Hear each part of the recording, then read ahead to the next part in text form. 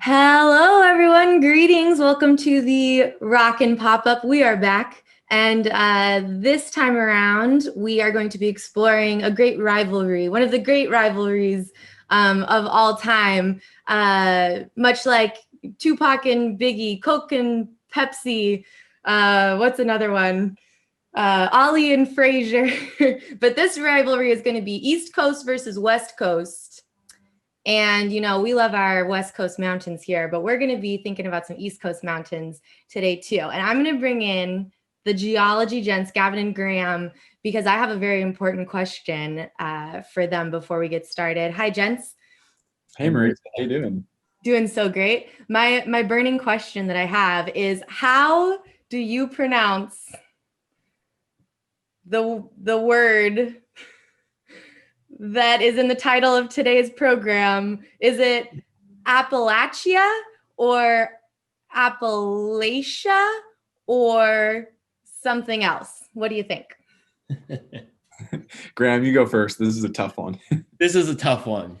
So I grew up nowhere near these mountains. I grew up in Wisconsin, and then I transplanted to what I grew up hearing as Appalachia, but I've also heard folks refer to it as Appalachia or Appalachia. I often slip into just saying Appalachia or the Appalachian Mountains. So that's how I learned it. I don't know if it's right. Probably not. What about you, Gavin? This is one of those things where I grew up definitely saying it wrong, and then I had friends from there who would correct me, but I forgot which one was right and which one was wrong.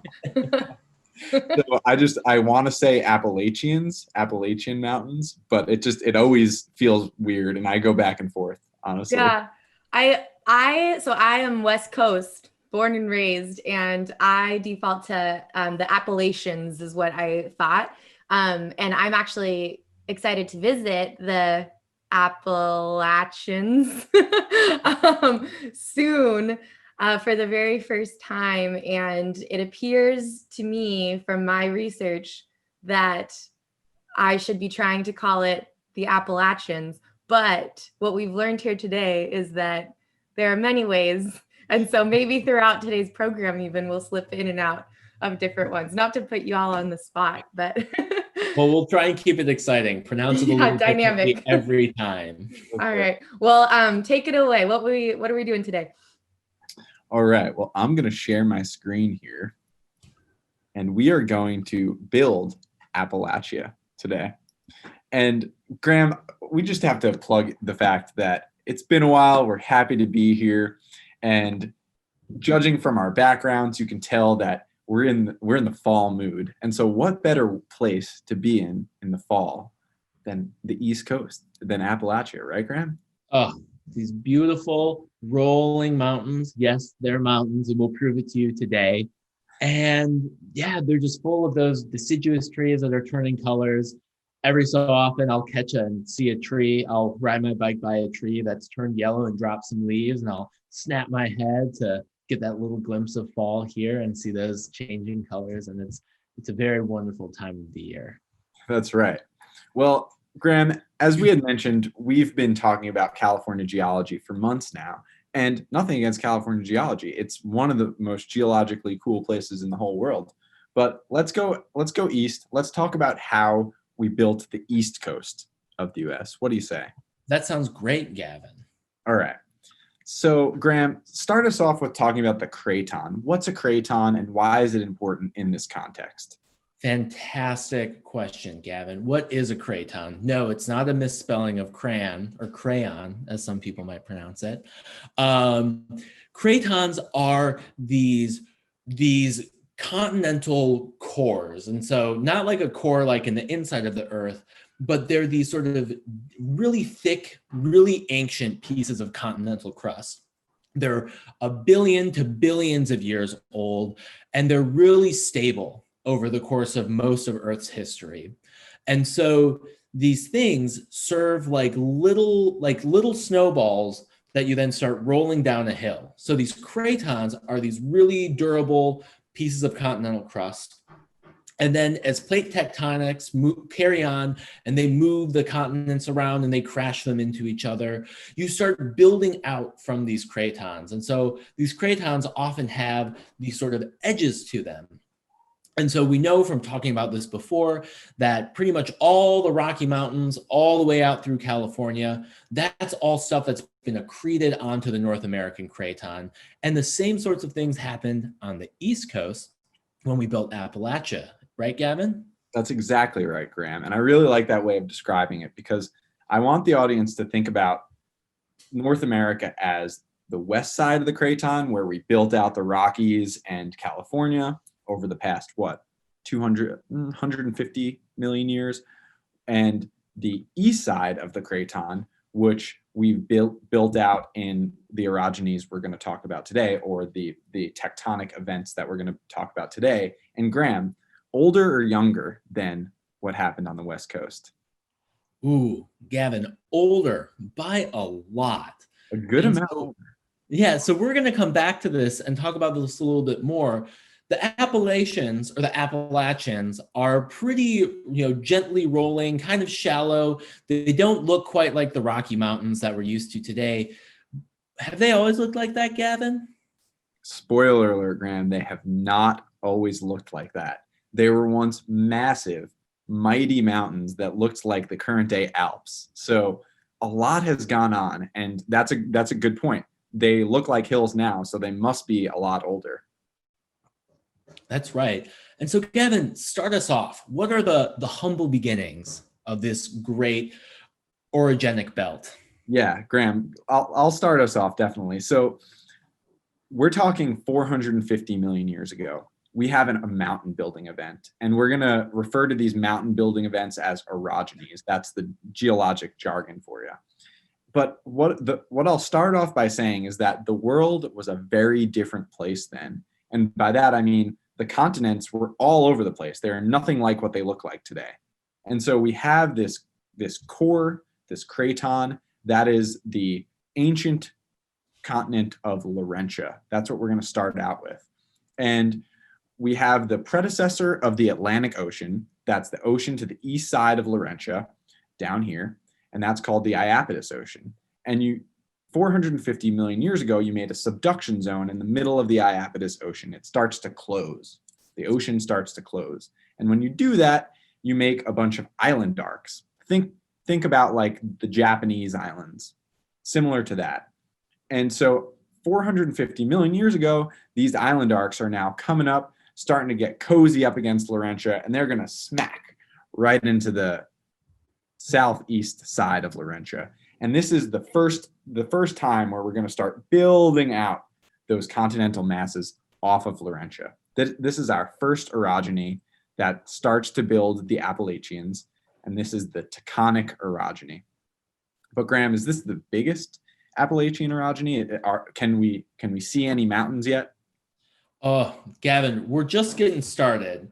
We're certainly starting to see some compression. Things are getting squeezed together, and every time we have collisions in the geologic record, we get crustal thickening and things buoy up, but we're not even close to the Appalachians yet.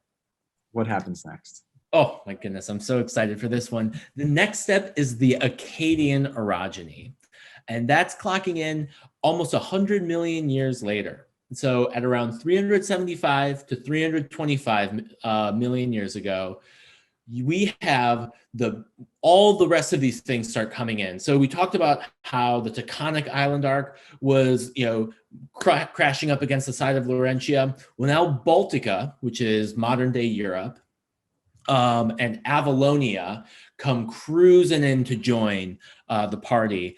And this is when we start getting a lot of pretty serious mountain building going on. But have we finished our mountain building, Gavin? We're not finished, Graham. I would say the best is yet to come. It is a trifecta of mountain building events that it takes to build the Appalachians. So we close the Iapetus Ocean. We have Avalon accreted onto the side. By the way, when we say accreted, we just mean smacked onto the side and kind of stays there. All of this land is just kind of smacking onto the side and staying there. And so the next orogeny is the Alleghanian orogeny. This happens pretty much right after the Akkadian orogeny, and it's a long one. It takes a really long time, and that's because things just start to smush together. Like all of the land masses are starting to accrete onto the side of each other, and we're building a supercontinent, Graham. That when you have 3 orogenies in a row like this, we are going to build a supercontinent. What is the supercontinent we're building? This is, I think, our most famous supercontinent. This is Pangaea, and this is the supercontinent that had just finished forming right when the rise of the dinosaurs came. So, right, we often talk about how in the early Triassic, we had our dinosaurs. I think at this time, we had a lot of like, I always mix up my dinosaur ages, but I think Triceratops were late. Maybe Stegosaurus were around this time. Graham, I'm not even going to give it a try. I don't know. I'm embarrassing myself right now. Sorry to all the paleontologists out there. I'll double check for our next Rockin' pop-up. But this is where dinosaurs start to proliferate, is on this big supercontinent of Pangaea. Here we brought everything together into one single giant landmass. And during this period of time is where the Appalachian Mountains are huge. And you can see it here, Graham. It's like a big spine going down this new supercontinent. And they look probably like the Himalayas or the Alps, right? They're one of the biggest mountain ranges that have ever existed on Earth. That's right. And so this is a pretty puzzling predicament we find ourselves in, Gavin. How is it that we, at 250 million years ago, we have one of the largest mountain belts, one of the tallest mountain belts our planet has ever seen. And now today, the Appalachian Mountains are dwarfed by not just the Alps and the Himalayas, but the Rockies and the Sierra Nevada. How could this be? Well, Graham, all good things come to an end, even in the geologic history. And the way that things in geology come to an end is erosion. We are, no mountain belt is forever. Once it gets that high, erosion is going crazy. You're just slicing off the top of these mountain belts by wind and water and all types of phenomena that happen naturally. And so what is it that we now see? We see like a half a mountain belt. That's right. It's been really just shaved down. And sometimes I think of like erosion almost being like, it's kind of like a bulldozer over these long time scales. So after a while, it passes over and takes off one level. It passes over and takes over another level. But what that has given us the opportunity to see is what's going on deep inside these mountain belts. So, bygone are the days where the Appalachians were, touching the heights of the sky, but now they give us this beautiful opportunity to look into the depths of the earth. And that's something that makes them really special. You're so right, Graham. I walk around the Sierras, I walk around the Cascades, I walk around the Rockies, and I'm always like, these are awesome. They're so high and cool and beautiful. But I wonder what's below them. It's not just one, amorphous body. There are layers to this. And the inside of a mountain belt does not look like the top of the mountain belt. So I have a proposition for you. Let's take a couple looks around the East Coast for the rest of this Rockin' pop-up and see, and maybe take an elevator ride through a mountain belt and see what the East Coast has to show us. That's great. And yeah, because all that material has been moved away for us, taking trips around to different parts of the Appalachian Mountains is a great way for us to basically ride down an elevator into the depths of this mountain range that was around 260 million years ago. Sounds great, Graham. Let's do it. So we're going to start at the top floor, but as we just mentioned, the top floor is not there anymore. It's been eroded away. So I want everybody to think about the top floor of this mountain belt looking like something like this. This is the Alps. So really high, probably depends on the rocks, but in the East Coast, you have pretty high sedimentary rocks, lots of relief. What happens when we go? Sorry, Graham. Oh yeah, no, I was just going to agree with you. That's right. You've got these steep. They're going to be snow-capped mountains. These are going to, look like some of the highest mountains we can imagine today. But we're going to hop a ride down that elevator and we're going to get a little bit deeper into that mountain. Okay. And we're going to find something that is still too shallow in this mountain for us to find it in the Appalachian Mountains today, because a lot has been removed from those mountains. So right now, what we're going to see is something that looks a little bit more like the mountainous rocks we see here in California, for instance, near the coast, or in places like Pakistan, where you've got really sort of young mountains forming, or relatively young mountains forming. And these are going to be these deformed, gently metamorphosed sedimentary rocks. So they've been kissed with a little heat, they've been crunched and folded up on each other, but they're still, you can still recognize that they're coming from these basins, from these old ocean floors. Cool, Graham. Very nice, beautiful, but really been there, done that. We've been on the West Coast for a while now. Let's go a little deeper. What do you say we go to floor number 3? That sounds great. This is 2. No, next floor. What do we see? What does this look like? And where was this taken? Because this is your picture. Yeah, this is a picture of mine. So this was taken from the coast of Maine, up near, it's in the Cutler Coast area. So this is a very beautiful area where you have these old volcanic rocks that were buried deep in this mountain and metamorphosed. And so remember, we were talking about these volcanic island arcs that were coming in and crashing into the side of Laurentia. That's what's left over from those volcanoes. So they were dumping out all this hot rock and ash, and they laid out on the ocean floor, or the floor of the soon to be lost Iapetus Ocean. And then they were squeezed up deep inside this mountain. And so you can see they've got these undulating folds, but they're these kind of big, blocky crystalline rocks. We no longer look like a sedimentary rock here. Right, Graham. These rocks have seen some stuff. These are metamorphic rocks. And just because I'm a geochronologist and I always think about time, we know that the island arc smashed into the side of Laurentia around 375. So that's a pretty good guess for how old these are. 375 million year old volcanic rocks that got squeezed and squished in the middle of this mountain belt. Absolutely. And so, Graham, I just want to take this moment to think about something, a little thought experiment. Sure. You're at the surface of the earth now. You took this on the coast of Maine, but we're probably talking kilometers under what was the Appalachians 250 million years ago, right? I would agree. At least 10 kilometers, something more than 5 miles deep underground. Yeah. So we've gone quite a ways here already. That's just always so astounding to me that the 5 miles of stuff on top of this, and it's now on the surface of the earth. Yeah, I'm glad this is just an imaginary elevator ride. I think we'd be very uncomfortable if we were this far underground. Well, I'm claustrophobic too, so I really wouldn't want to do that. But with that, let's go to the next floor. Now, Graham, this is something that's interesting about a mountain belt, and that is you have all 3 rock types most of the time. You start off with sedimentary rocks, they're pushed up, and so at the top of the Himalayas, you see sedimentary limestones and things. But in this case, in the case of the Appalachias, you have a bunch of little magma pods that are pushed up into the innards of that mountain belt, right? Yeah, that's right. And I love that point you made, Gavin. The idea that you've got all 3 rock types kind of in this harmony here. That's a kind of a beautiful poetry to these orogenic belts.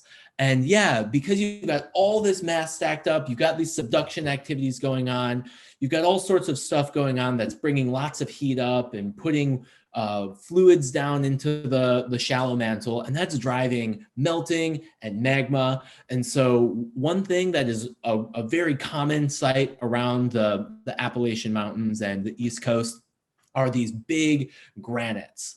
And they're not quite as widespread in any given for any given granite as like the Sierra are. That's kind of a special batholith, as we've called it in the past.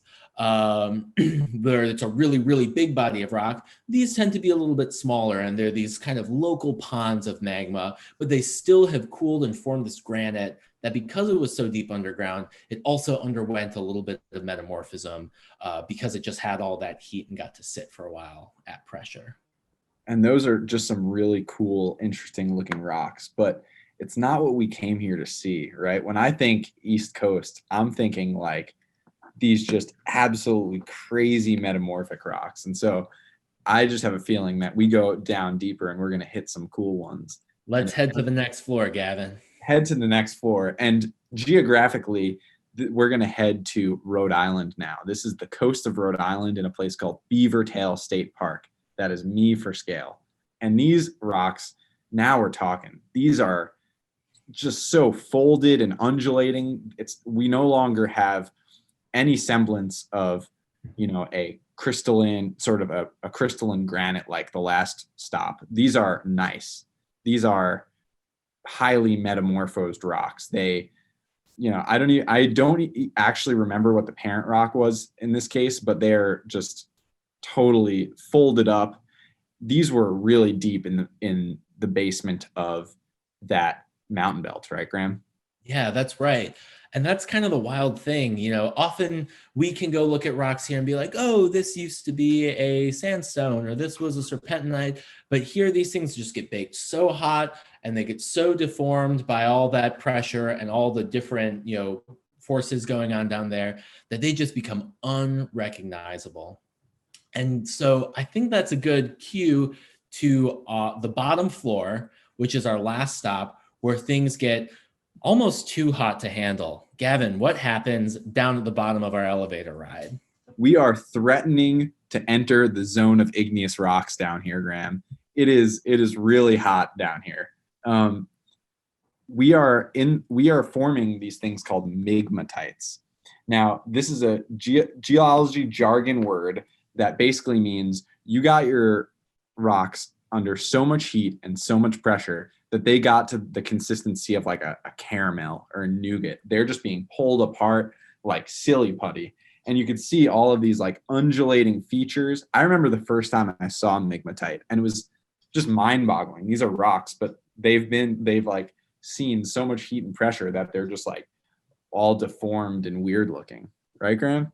That's right. Yeah, they look almost like they had melted. But kind of the cool things about this rock, or one of the cool things about this rock here, which is from another part of Maine, is that we actually have granites with little chunks of basalt that floated through them right up next to this migmatite. So in that lower picture there, right by that little Swiss Army knife for scale, you can see that, okay, within this wall rock, within this migmatite, we got so close to melting. You can see the gooiness of this rock. But then you can see that, it just wasn't quite hot enough for it to fully become something like a granite. But did it come close? That is right, Graham. So the East Coast delivers again. Next time you're trudging around in the Rockies and you're wondering what's happening, a couple 100 kilometers below your feet, this is what the rocks are going to look like in, 100 million years, maybe? Yeah. Just a little time and a lot of erosion. That's right. So it's a cool part of going around the East Coast. You can see all of these sort of different places and take a little elevator ride. So I think that we've done it. What do you say, Graham? Do you want to plug next week's, or not next week's, but the next Rockin' Pop-Up? Yeah, and that'll be a special limited edition Rockin' Pop-Up because not only do we love the fall, but we love all of the fall festivities, including my favorite, spookiest holiday, Halloween. Yeah. So what are we doing? We're going spelunking, Graham. That's right. And we're going to talk about caves. And caves are a wild geologic process that I actually don't understand that well. So I'm excited to learn a little bit about it all together. Yeah. Sounds great. How's that sound, Marisa? And so I'm a little concerned, Gavin, that you just revealed that you're claustrophobic today, and you're also announcing that you're going spelunking, because you guys really are going physically spelunking in preparation, are you not? We are, definitely. I'm claustrophobic, but not bad enough that I don't want to go in a cave because they're just really cool. They are cool. I can't wait to learn more about that. And we're grateful to have a special Halloween edition as well as part of a lineup of Museum of the Macabre events for the week leading up to Halloween. So thanks for doing that. And also we have another special announcement about what's going to go along with this pop-up. Do you guys want to chat a little bit about the special project? Yeah, totally. Here, I'm going to stop sharing before we do that, though. So, Graham, what are we doing? Yeah, so since we have changed our schedule up for the Rockin pop-up, we still want to keep some geology gents, geology fascinations coming your way. So we're going to be starting a Geology Gents blog. Graham, I'm looking forward to this blog because the way we're going to do it is we're going to get a little philosophical on you guys, and that's not a bad thing. We're going to try and sort of bring our stoke, as we said, or our excitement to geology in a less formal way. We're going to take a problem, be it a cave next time maybe, or a beach, and we're going to talk about the science in a way that's a little less technical. But we will have some supplementary material for all of you nerds out there like us who want to know the details. But yeah, I think this is going to be fun, and I'm looking forward to the first one. Sounds like it's going to be a slightly more holistic experience, but still, I'm sure, heavily laced with jargon, because how can you not? Because we can't help ourselves. Yeah. Well, we're really looking forward to that.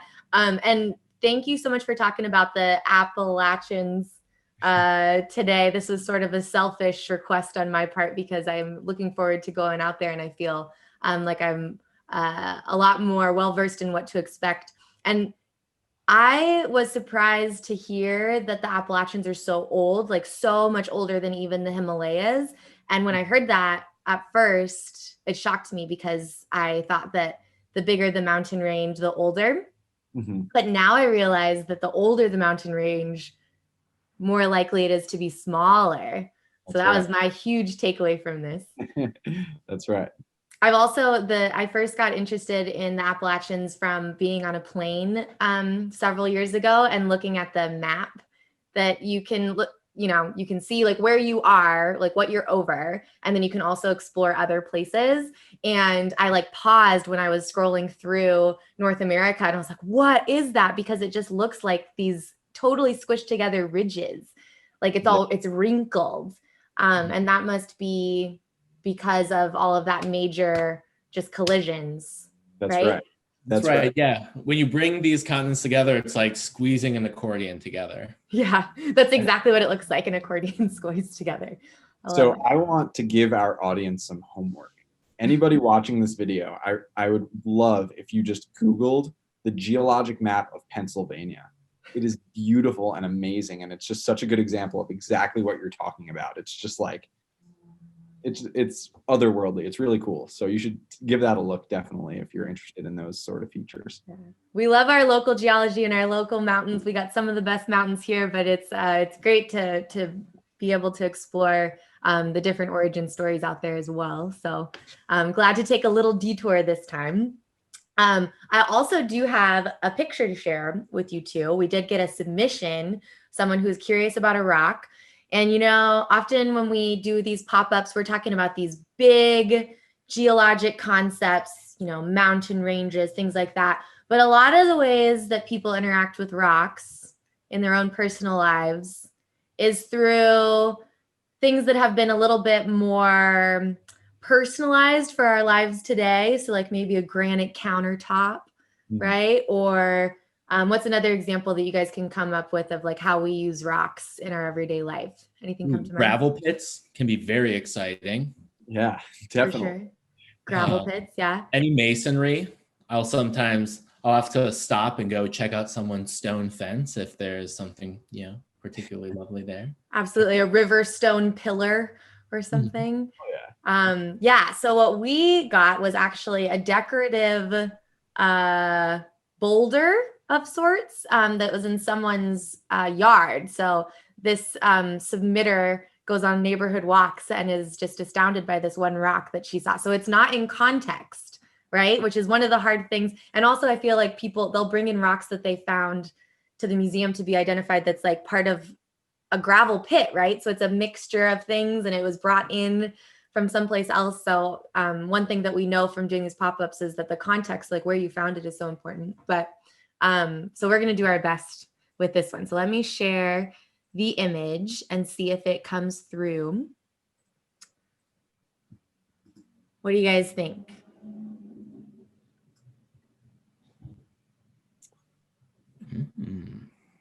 It looks like quartzite to me, right, Graham? It does. The top of it, that sort of texture. Yep, I agree. And it looks like there's some layering in it. It's not well enough defined to say that, yeah, this is a sedimentary rock. But yeah, I quartzite sounds about right to me. It's hard to say. You're right, because you see that sort of diagonal pattern on the side closest to us, and is it foliation? Is it like mineral cleavage? Is it fracture? These are all things that can trip you up when you're trying to identify a rock. And so oftentimes when you're identifying a rock, it's just like, I've seen a bunch of quartzite and that's kind of what it looks like. Yeah. So I think this is a metamorphosed sandstone, which is another word for that is quartzite. And it's a medium grade metamorphic rock, right, Graham? Yeah. The kind of funny thing about quartzites is you start to make them at around like medium grade metamorphism, and you can get them hotter and hotter and hotter and hotter, and they'll kind of look the same. They don't tend to change that much when you metamorphose them. So I would agree though. This doesn't look, it looks like there's some textures in there that make me think that it hasn't almost melted. So I would agree with you. I think it's a medium grade quartzite metamorphic rock. That sounds about right to me. A little bit pink, so it may have had some, kind of rivery sands in it to make it a little bit redder, but now we're really getting out on the limb. Yeah. Well, I am so pleased to say that that's what I thought it was too. So I feel just so great. Quartzite's one of my favorites. We do have quartzite around here, right? Not too much maybe, but I found it in the San Lorenzo River, like along the banks there. And it's a beautiful rock, kind of like shimmery. And the ones that I found around here have sort of like a purple undertone. So I'm not surprised that someone's decided to decorate their lawn with a massive example of it. Yeah. Well, thanks for the insights. Hopefully our submitter is pleased with that. And the next time she goes on her neighborhood walk, she can maybe look a little bit more closely to see if it looks like that's some sedimentary sort of action going on with those lines, or if it's something else. See if you can notice that kind of like shimmery luster that it might have. Okay, well, I'm really looking forward to seeing both of you again in just a couple of weeks, 2 weeks, which is great. We've made these monthly now, so it'll be good to see you a little bit sooner than we had originally anticipated. And everyone watching, thanks for joining us. We'll see you next time.